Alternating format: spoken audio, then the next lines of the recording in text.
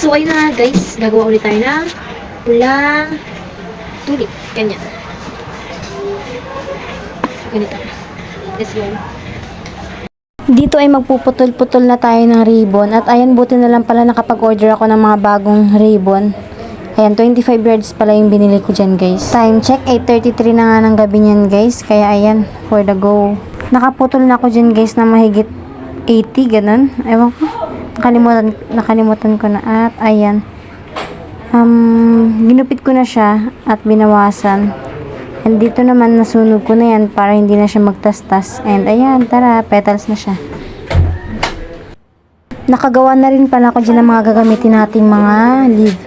Dahon, yan. At ito nga yung mga gagamitin natin. Kailangan natin ng barbecue stick lighter. Ayan, yung kulay green. Time check, 12:26 na nga yan guys. Kaya natulog muna ako. Ayan, good morning sa inyong lahat. Time check, 5:23 na nga. At ayan, ang aga kong nagising. Ayan, bubuksan na rin pala natin dyan yung tindahan natin.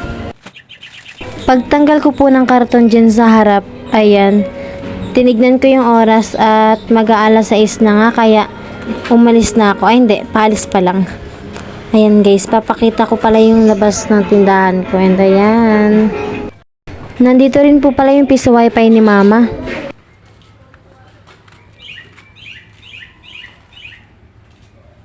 Pagka-uwi ko po pala galing simbahan at ayan, kinuha ko na yung mga ginawa ko kagabi para tapusin na ngayong umaga.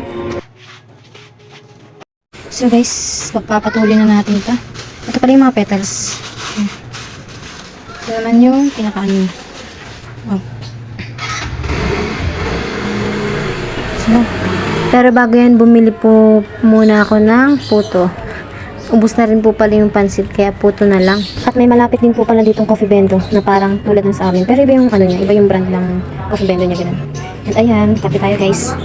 Pagkatapos ko naman pong mag-almusal at ayan, let's go ulit sa mapagagawa ng tulip. And ayan guys, di ba ang bilis? Dinikit ko na pala yung mga petals dyan sa mga stick. Pagkatapos naman po ay binalutan ko yung barbecue stick ng green tape. Green tape ba yan? Basta ganyan guys. And yan, kulang na lang dyan ay dahon. Kaya let's go. Hindi ko na rin po pala na-videohan kung paano ko idikit yung mga dahon. Kaya ayan guys, tapos na. O tara, di ba ang ganda? Mamaya i-deliver naman natin yan dun sa Kambal ulit. Pero hanggang dito na lang mga kariks ko ha. Thank you for watching. God bless and kita-kits po sa susunod na vlog. Bye-bye!